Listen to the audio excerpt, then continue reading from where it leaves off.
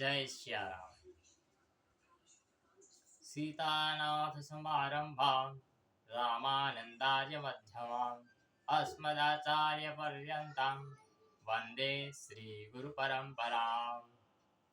રામાનંદીય વૈષ્ણવ સંપ્રદાયની અંદર વૈષ્ણવ બ્રાહ્મણો માટે તિલક કેવી રીતે કરવું એની સંપૂર્ણ માહિતી આ વિડીયોની અંદર આપવામાં આવે છે, બરોબર? તો તિલક કરવા માટે સૌથી પહેલા તમારે શું જોશે? એક આવું આચમની પંચપાત્ર, ત્યાર પછી આવી સલાખા હોવી જોઈએ તુલસીની, આ ચંદન,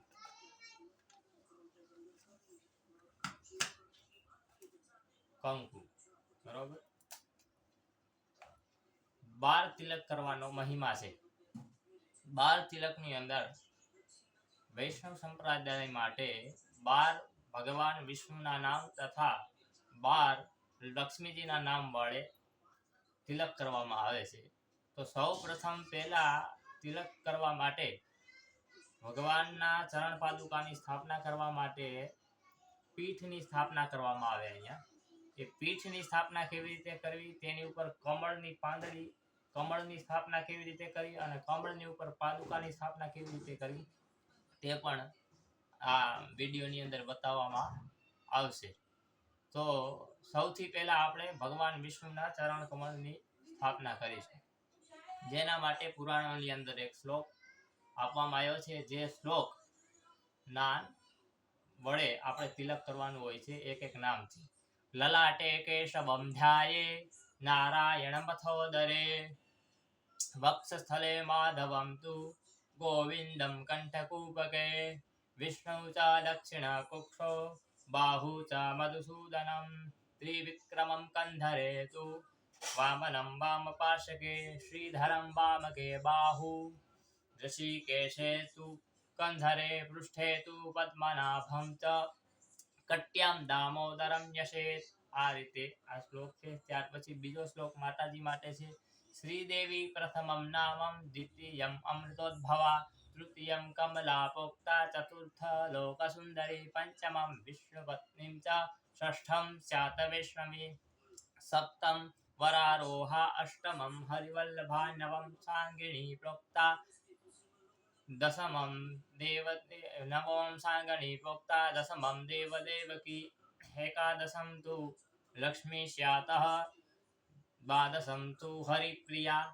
આ રીતે 12 લક્ષ્મીજીના નામ વડે તિલક કરવામાં આવે છે. સૌપ્રથમ આપણે ભગવાન વિષ્ણુના નામ વડે તિલક કરીશું. લલાટે કેશવના નામથી તિલક કરવામાં આવે છે. જ્યારે લલાટ ઉપર કેશવ તિલક કરીએ ત્યારે બોલવાનું છે કેશવાય નમઃ.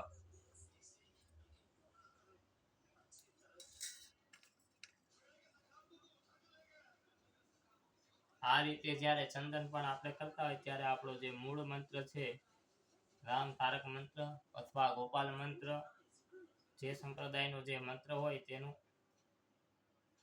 યાદ કરીને ત્યાર પછી એ બોલતા બોલતા ભગવાનનું ચંદન છે એ બનાવવામાં આવે છે. તો એ ચંદન બની ગયું છે.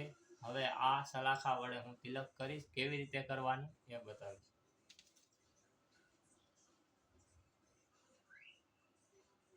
સૌ પ્રથમ આપણે પીઠ બનાવીશું.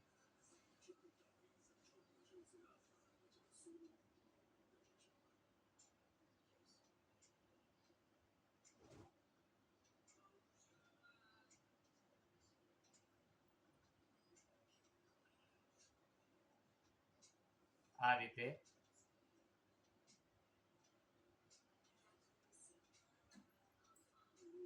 આ સિંહાસન છે. સિંહાસન બન્યા પછી તેની ઉપર કમળ બનાવવામાં આવે છે.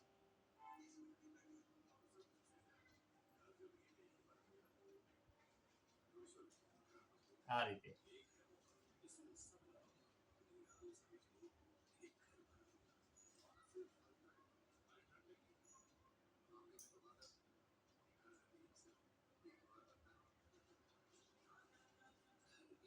આ બે બાજુ કમળની પાંખડી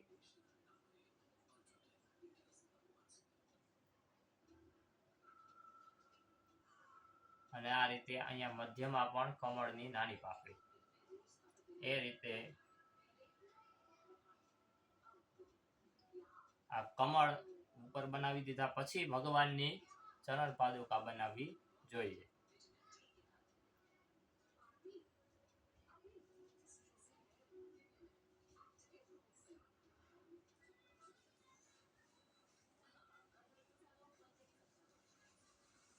કેશવાય નમઃ.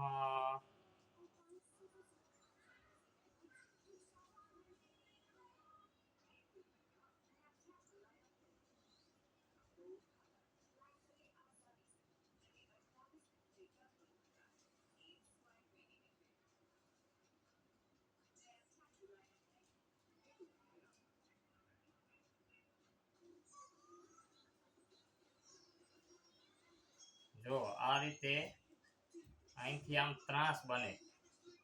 ત્રાસ શું કામે કે ચરણ જે છે એ એવા જ હોય છે એટલા માટે. તો આ રીતે ભગવાન વિષ્ણુની ચરણ પાદુકાનું સ્થાપન કરવામાં આવે છે. કેશવાય નમઃ આયા માટેનો જે મંત્ર છે એ. ત્યાર પછી ઉદરની અંદર નારાયણ નામથી બનાવવામાં આવે છે. બરોબર.